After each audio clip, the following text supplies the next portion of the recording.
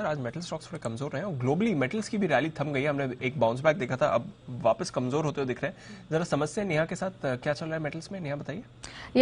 कल दीप हमने देखा था कि इनफैक्ट हमने ये दर्शकों को बताया भी था कि मेटल्स में किस तरह की जबरदस्त तेजी, और कॉपर जो कि काफी समय से लगाड़ था, एक रेंज में फंसकर रह गया था, कल $7,800 तक चला गया था 3 हफ्ते के हाईस पे। लेकिन वो $300 की जो स्ट्रेंथ थी, गेन्स थी, वो आज सारी गायब हो गई। बहुत छोटे दायरे में सपाट ट्रेड होता हुआ नजर आ रहा है। और बाकी मेटल्स भी हैं, वो काफी हद तक बिल्कुल थम गए हैं, रुक गए हैं उनकी तेजी। हुआ क्या है, डॉलर इंडेक्स में रिकवरी आई है।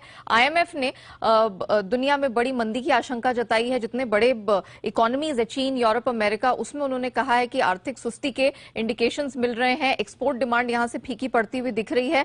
तो ये तमाम फैक्टर्स हैं जो मेटल्स को नीचे खींच रहे हैं। फेड, दूसरे सेंट्रल बैंकों में जो रेट हाइक की होड़ है, वो भी प्रेशर क्रिएट करने का काम कर रही है। चीन, इसको लेकर हम कई महीनों से अटकलें सुन रहे हैं कि डिमांड आ रही है, नहीं आ रही है, कोविड रिस्ट्रिक्शंस बढ़ रहे हैं। तो स्मेल्टिंग एक्टिविटी का एक आंकड़ा सामने निकलकर आया है, वो जता रहा है कि चीन में स्मेल्टिंग एक्टिविटी, क्योंकि चीन दुनिया में कॉपर का सबसे बड़ा प्रोड्यूसर है, 1.5 साल के निचले स्तर पर स्मेल्टिंग एक्टिविटी है उनकी। प्रॉपर्टी सेक्टर की भी हालत खराब है। और यही नहीं, दुनिया के बड़े जो चिले के कॉपर प्रोड्यूसर हैं, एंटोफगास्टा, उनकी तरफ से, उनके चीफ की तरफ से, बोर्ड की तरफ से बयान आया कि मंदी के माहौल में कॉपर की कीमतें और दब सकती हैं। और एलएमई पर भी कॉपर के भंडार में हाल फिलहाल में 36% का सुधार देखने को मिला है। तो इन फैक्टर्स की वजह से हमने मेटल्स को, खासतौर से कॉपर को, वापस दबते हुए देखा है। सिटी का आउटलुक कहता है कि आगे कॉपर में अगले 6 महीने में 15 से 20% तक का करेक्शन दिख सकता है। $7,500 का कॉपर $6,200 तक का लेवल छू सकता है। निकेल के $18,000 तक गिरने की संभावना है।